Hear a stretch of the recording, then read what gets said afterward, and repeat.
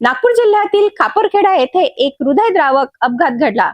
Morning वॉकसाठी घराबाहेर पडलेल्या 65 वर्षीय महिलेचा भरधाव अज्ञात वाहनाच्या धडकेत दुर्दैवी मृत्यू झाला आहे। या घटनेमुळे परिसरात हळहळ व्यक्त केली जात आहे। नेमकं काय घडलं पाहूया या विशेष रिपोर्ट मधून। खापरखेडा कोराडी देवी मंदिर मार्गावर गुरुवारी सकाळी हा भीषण अपघात घडला। जिजाबाई कृष्णाजी गौरखेडे वय 65 वर्षे या रोजप्रमाणे मॉर्निंग वॉकसाठी घराबाहेर पडल्या होत्या। एपी बियर बार समोर त्या रस्त्याने चालत असताना मागून आलेल्या एका भरधाव अज्ञात वाहनाने त्यांना जोरदार धडक दिली। धडकेनंतर जिजाबाई रस्त्यावर कोसळल्या। त्यांच्या डोक्याला आणि शरीराला गंभीर दुखापत झाली। अपघातानंतर वाहन चालक घटनास्थळावरून वाहनासह फरार झाला।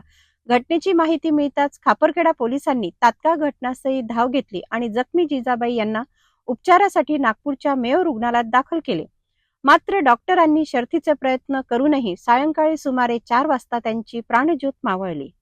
या प्रकरणी खापरखेडा पोलिसांनी गुन्हा दाखल केला असून फरार वाहन आणि चालकाचा शोध घेण्यासाठी परिसरातील सीसीटीव्ही फुटेजची तपासणी सुरू केली आहे। या दुर्दैवी घटनेमुळे भीमनगर आणि खापरखेडा परिसरात शोककळा पसरली असून नागरिकांनी आरोपी वाहन चालकाला तातडीने अटक करण्याची मागणी केली आहे। मॉर्निंग वॉकसाठी निघालेल्या दैनंदिन सवयीसाठी घराबाहेर पडलेल्या ज्येष्ठ महिलेचा अशा प्रकारे मृत्यू होणे अत्यंत दुर्दैवी गोष्ट आहे। फरार वाहन चालकाचा लवकरात लवकर शोध घेऊन त्याच्यावर कठोर कारवाई करण्याची मागणी आता जोर धरत आहे।